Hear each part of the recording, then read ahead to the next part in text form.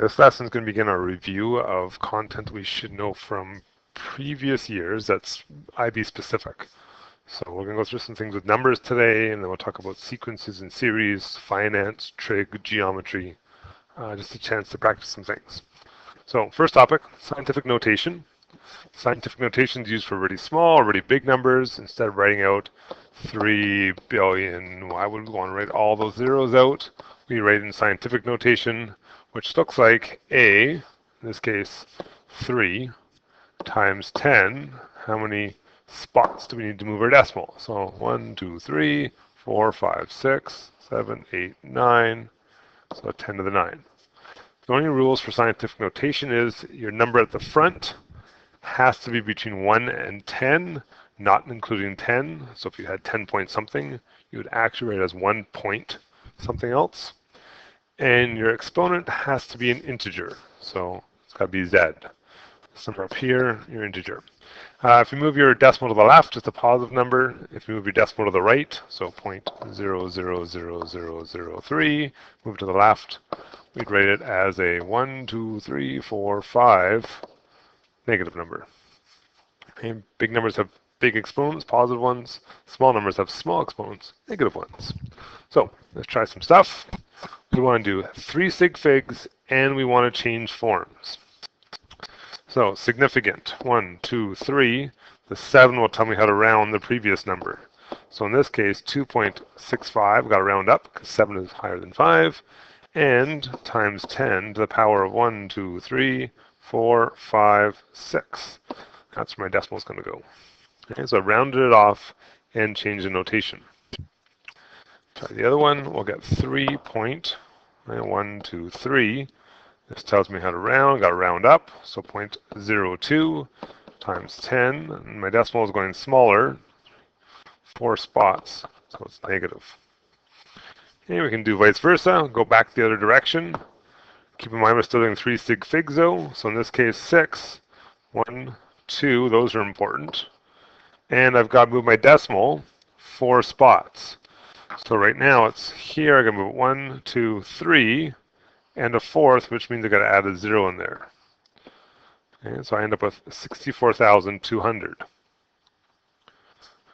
Notice that I've done 3 sig figs and rounded it. Okay, if you can't do that all one time, you can just move your decimal the first time. So 1, 2, 3, 4. Okay, and then think about your 3 sig figs. So I need these 3. I rounded down because the 1 is less than 5. Okay, we'll try the other one. 0.1234 5. Okay, we need 4 zeros, and then the 3, and the 2. Okay, but that's not 3 sig figs, because I've only got 2 significant figures. So my third one in this case, after the 2, is actually a 0. The 0 can be considered a significant figure, depending on where it falls. These first bunch are just placeholders, but the one at the end is actually significant because it's my third digit. Okay, we can do some operations. So get our calculators out. Get any calculators for this one. We're going to try 6.23 to the power of 15. Well, that's a pretty big number, right? So big, in fact, that who wants to write out all of those digits? That would take a while, be really big. So instead, let's write this in scientific notation. Okay, so 6.23 times, to the power of 15 comes out to 8.27 times 10 to the power of 11, according to my calculator. And we can also do operations with this. Now you have a choice here. You can type this in scientific notation in your calculator, or if you prefer, convert it, move it 4 spots, 1, 2, add 2 zeros, and 4, 1 spot, and then 6 more zeros. So convert it first to standard notation, then multiply it, and you get 1.09 times 10 to the power of 12. Okay. Either way, our rules are always the same for rounding. 3 sig figs, unless it says otherwise, or exact. Pay attention to scientific notation in case you have really big or really small numbers. Small application for us here. Planet Earth takes 1 year to revolve around the sun, assuming that a year is 365 days, as in, let's ignore the leap years. The path of the Earth around the sun is the circumference of a circle with a radius of 150 million kilometers. Calculate the distance traveled by the Earth in 1 day. So, what do we need to know? Well, we need to know how far it travels altogether. Okay, that talks about circumference. Now, circumference has a formula. You might remember 2 pi r or pi d. If you can't remember, it's in our formula booklet under prior knowledge. So the total distance it travels in 1 year will be this answer. But we don't really ask for 1 year, we ask for 1 day. So in other words, we have to divide it into 365 equal parts.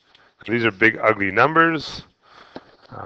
2, 5, 8, 1, sorry, 2, 1, 3, 0, 948. That's big messy numbers, right? So what are we going to do with this instead? 3 sig figs. So 2, 5, 8, and I'm going to round everything else to zeros. And I'm going to put some units on it because I have units in the question. Okay, part B, give our answer in scientific notation according to the rules. So what do we have to do? Make our first number between 1 and 10. So 2.58 works, and then we got to move our decimal. So 1, 2, 3, 4, 5, 6. Done. Okay. Try another little application. A field, 91.4 meters long, 68.5 meters wide. Draw ourselves a little picture.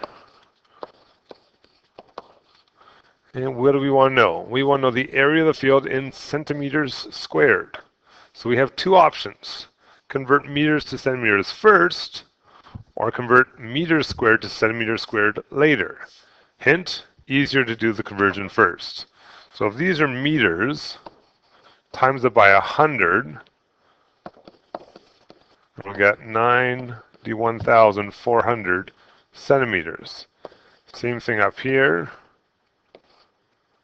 68,500 centimeters. Much easier. Oh, I put an extra 0 in there. What was I thinking? Sorry, guys. Much easier to convert first and then find your area. The reason why is, I'll show you real quick here, length times width, 9140 times 6850 comes out to 626,900 centimeters squared. If we did it the other way and did 91.4 times 68.5, we're going to end up with what? 626.9? Is that right? I think so. I did it with a calculator. Okay. How do I convert that meters squared to centimeters squared? I don't just times it by 100. Okay. I have to times it by 100 for one dimension and the other 100 for the other dimension. In other words, I got times it by 10,000. So that's a conversion factor that's a little bit harder to remember. It's easier to convert first and not worry about it.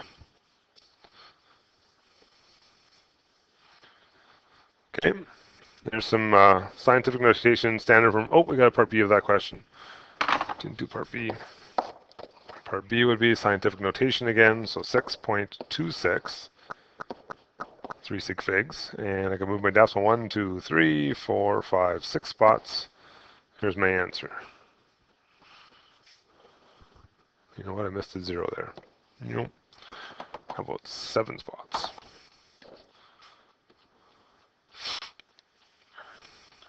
Okay. Okay, second part of the lesson today. Error. This is the formula we're supposed to know for IB. Okay. Error means what happens when you do some rounding. Well, it's going to change your answer. Question is by how much? Enough to actually be significant or not? So, the formula we're going to deal with, absolute percentage error, APE, okay, or just percentage error, or just error. Okay? Take your approximate value subtract your exact value, the one that you should have got, no rounding at all. Okay, take the absolute of it and divide it by your exact value. So in other words, how much error out of the total, out of the real answer, and then we usually turn it into a percentage. We take the absolute because we don't really care about the sign. I don't care if it's a positive error or a negative error, just the fact that there is an error. So the 3 sig fig answer to the field was this, but that wasn't actually the area. So there's some error introduced. What is the exact answer? The exact answer was this, 626.09.000. 626.09.000. But the 3 sig figs, let's wrote down backwards. Not that it actually makes a difference, but I'll fix that. 626.09.000. The top part doesn't actually matter what order you do it in, because when you subtract, you're going to get rid of your sign. What really matters on the bottom, though, is the exact answer. So 626.09.000. I'm going to take the absolute of that, and then I'm going to times it by 100%. So, as I said, I wrote down backwards at first. It doesn't actually matter, because when I subtract, I can get the same answer either way, just positive or negative. Okay. But do make sure you divide by the exact answer, because that's the error we introduced. Okay. That's the part we have to change. When you're doing your calculation, make sure you press equals before you do your division. And if you do it right, you should get 0.0144%. And that's which error we introduced. And again, the sign doesn't matter, positive or negative, we don't care. Just the fact that there was an error. Okay, we'll use the formula again later, just introducing it now. Third part, currency. Now, you might not have covered this last year, so this might be new, but something we need to know for IB, we should be able to convert between currencies, and they usually do it with some sort of table, like this example we have here. Okay, so there's lots of words. Be careful about units. Okay, so they're always going to give us some sort of units, so JPY, Japanese yen, but they're also talking about Canadian dollars and Chinese and euros and kroners. And obviously these things change over time, but this is the table we're going to work with today. So we have Minbin. Minbin has 1,250 Japanese yen. She wants to exchange them for won. Making a conversion here. How much will she receive? And with money questions, we have to be careful at rounding. It says to the nearest won. Now when you do rounding for money, the rule is dollars and cents unless it states otherwise. So 2 decimals unless it says something like this one to the nearest won. Okay, to convert things, the easiest way is to think of as proportions. So I want to do yen and won. What do I know about them? Well, I know that 1 yen converts to this many won. So I'm going to make a proportion of things that I know. And I'm going to make it equal to what I want. She has 1,250 JPYs. Let's figure out X. And to figure this out, we know this is cross multiply. So 1 times X is X. 1,250 times 0.072 can go to 1753.8. Oops, no, wrong decimal spot. 8.9, sorry. Okay, but it says to the nearest ones, we're going to round that off. So 17539 Chinese won. Okay, no dollars and cents here. Even if you know something has dollars and cents, read the instructions for how they want you to round it. Okay, they're talking about American dollars, but they want it to the nearest dollar. Well, then don't use dollars and cents, obviously. All right, part B, Rupert, 855. He's going to exchange it for Japanese yen. So same idea. Let's make a proportion of things that we know, Canadian dollars. That's this one. Same exact idea. Put it over here so we can see it. 0.010406 Canadian dollars for every JPY. Now notice this time I put the Japanese yen on the bottom. It doesn't make a difference as long as you're consistent with how you set up your ratios. So Rupert has 855 Canadian dollars. We want to know X. I put the units in there to remind me which things are which. Okay, they're not part of the problem. I'm not going to cross multiply with C's and Y's and stuff like that. But to make sure I have the same units top and bottom, let's put them in there. All right, cross multiplying. This one's a little bit messier. 0.010406 X equals 855. Well, I don't have X by itself, so I've got to divide out. Just be careful that you divide out the right thing. And what do we get for that one? Be 8.897, which in other words is $8.90 Canadian dollars. Okay, dollars and cents in this case. It didn't say in here. Oh, sorry, not Canadian dollars. It's Japanese yen. Let's go back to the question, see what it says. B, how many yen to the nearest yen? So 8.89 is going to have to be 9 yen. Japanese yen.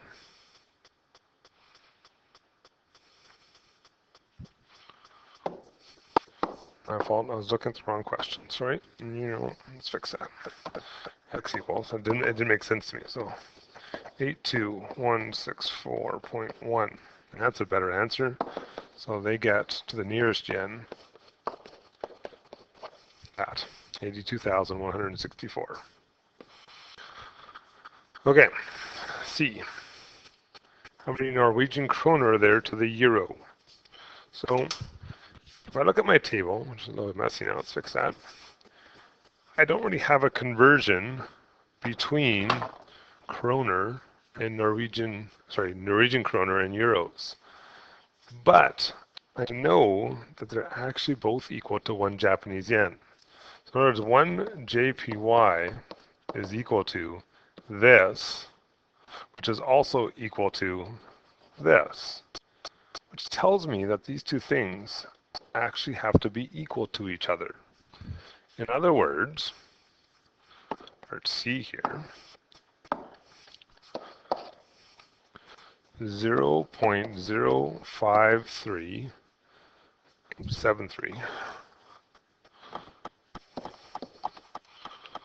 19 Norwegian kroner equals, what was the other number? 0.00072,591 euro. These things are equal, right? Because they're both equal to 1 JPY, 1 Japanese yen. If I want to know how many Norwegian kroner there are to the euro, in other words, to 1 euro, I kind of want to take this equation and figure out, well, what is 1 euro? And I can do that by dividing this side by 0.0072591. If I do that to the right side, we can do the exact same thing to the left side. 0.0072591. If we do that, we should get 7.896. Okay, and it wants us to know, give your answer correct to 2 decimal places this time. So I had a more exact answer. I'm going to round this off, which will be 7.90 Norwegian kroner is 1 euro. Okay, so whenever we have a conversion, if they don't give it to us directly, they're trying to give us the information indirectly. We just have to organize our thinking there. Okay, let's try the last part of this one, D. All right, determine the percentage error. Uh-oh. Error. Okay, if the answer was rounded to the nearest kroner. So let's pretend, instead of writing down 7.9 NK, our approximate, well, to the nearest kroner would be 8 kroner. Well, we've created an error, right? That's our problem. So what is our error? At the top of this, it doesn't really matter the order you do it in, because we're going to take the absolutes, but the bottom has to be the exact. Well, to exact was 7.90. So we've introduced a slight error, a 10-cent error, if you will. And if you divide that out, you should get 1.27%. And as I said, I don't really care about the order on the top because you're taking absolutes, but make sure the bottom is your exact answer, which means the unrounded answer. I know some of you are going to say, well, we did round it this, but we rounded according to what they wanted us to, as opposed to just our random rounding. Okay, a couple more practice things here. Let's see what we can do. Okay, they're more of the same, so maybe you're going to pause this, give it a try yourself, see what we can do with this.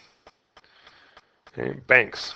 You should know things about banks. They buy and sell currencies, but they don't buy and sell for the same amount. They often keep part of it, and we call that a commission. Usually, that commission is represented by a percentage. So we're going to convert $100, but we're going to keep 2%. In other words, we're going to keep $2. You get the other 98. Usually when we deal with commission, we do commission first and then do the conversion of what's left over. And so for example, we have an exchange between Great British pounds and US dollars, according to this beautiful table here. We want to find the exchange rate between Great British pounds and euros in this format, where K is a constant. Give your answer correct to 2 decimal places. So, how do we do that? Well, what do we know? We know that 1 pound is 2.034 US dollars, right from the table right here. But we're not asked pounds to dollars, we want pounds to euros. So we need to have some sort of conversion factor so I can convert dollars to euros. So it'd be handy to know how much 1 US dollar is, right? Because then I can convert it to euros. Well, I can find out what 1 US dollar is if I divide. If I divide one side, let's divide the other side. So we're going to keep all our decimals here, 0.0491642. 0.8084. That's a lot of decimals. Okay, what else do I know about one? And let's move this stuff. These are GBPs for 1 US dollar. Okay, what else do I know about 1 US dollar? I know it's 0.0632. So I can take the number I have, 0.04916428084 Great British pounds, and I want to convert that into, that's equal to 0.632 euros. And I took the idea of what 1 US dollar is worth and what 1 US dollar is worth and made them equal to each other, like we did the last question. The format of our question is we want to know what 1 GBP is. So let's find out what 1 GBP is. Let's divide by this big long number. Let's pretend we wrote it all out. Okay, and if we do that right, we should get 1.2854 ... Okay, what does it want us to round here? Ooh, to 2 decimal places. So, in other words, 1.29 euros. That's my K value right there. And so if they don't give you a direct value you can convert to, you can do it indirectly, like find 2 things that are equal to each other. In this case, both 1 US dollars. Okay, let's talk about that commission thing. We got Isabella. She's changing 400 US dollars into euros. She's charged 2% commission. How many euros does she receive? So let's get rid of the commission right off the bat. Commission is a portion of our total. 2% of 400. That's $8. So she's not actually converting 400. She's left with 400 minus 8, which is $392 to convert. The bank keeps the rest. That's their processing fee. So she had 400 US dollars, gave the bank 8, She's left with 392 US dollars to convert into euros. What do we know about US dollars and euros? From our table, there is a direct correlation. 1 US for 0.632. 1 US for 0.632 euros. Oh, back to cross multiplying. 1 times x is nice. And this one, also pretty easy to do. 247.74. Let's check our rounding rules this time. Give your answer correct to 2 decimal places, which is what I got. So we are good with how many euros we needed. And so those are some ideas about commission and conversion and error and rounding. A bunch of numerical things that we should be able to do. Got one last one here to try. Let's see what you can do on it. Maybe pause the video if you're not sure about it, if you're confident. If you're not, come back and look at it and see how we do. We have Estella living in Brazil. She wishes to exchange 4,000 BRLs, which are reals, for GBPs. And we got an exchange rate, but we charge commission. So, what are we going to do here? How much money does she have after commission? So let's find out how much the commission is. Please. Commission. Yeah, so 3% of what she wants to convert. She wants to convert 4,000 reals. So we get what, 20? Right, so what is she left with? Right, how does she have after commission?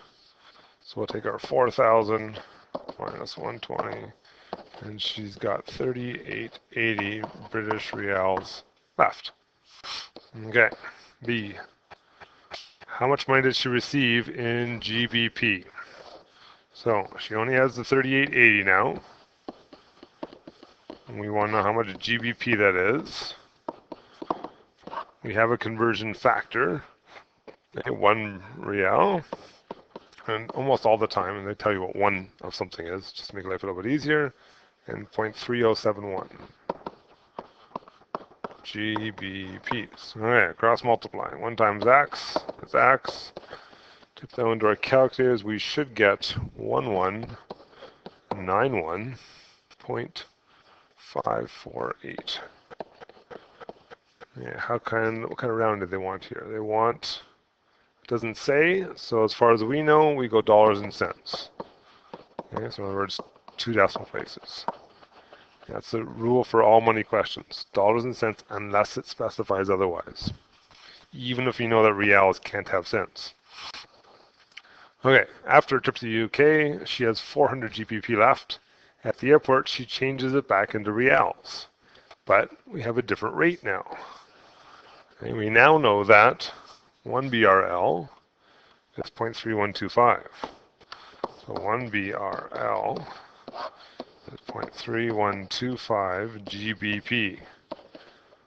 Oops, how did that happen? GBP.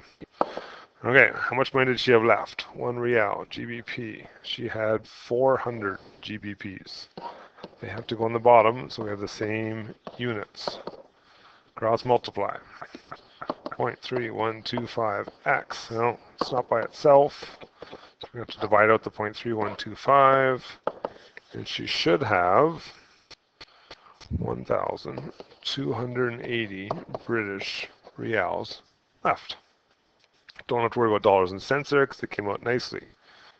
And also didn't say anything about rounding in that one. Now she actually received 1216.80 after commission. So she was supposed to get back 1280, but she didn't get all of it back. The bank kept some. How much did they keep?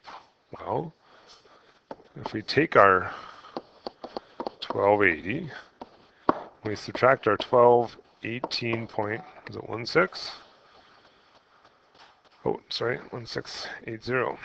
Or order of those numbers. It turns out that they kept 63.2 British reals of the original amount. Okay, so the question for D was, find the commission. That was what we just found, right? That's our commission. Part E, what is our percentage? So if they kept this actual amount as commission out of what she actually converted, which is 1280, turned into a percentage, turns out that T is 4.49%. So whenever you want to find commission, figure out how much money was taken out of your total, your percentage, and then you've got your commission. Okay, that's a big long one, lots of parts and pieces there. All stuff we should know, just basically dealing with numbers. Okay, if you need to practice any of those things, there's a couple questions you can look at. They're all through the review section of that book. We will do an assignment down the road in this unit, but probably good to practice one or two of these things because they will be on your exam.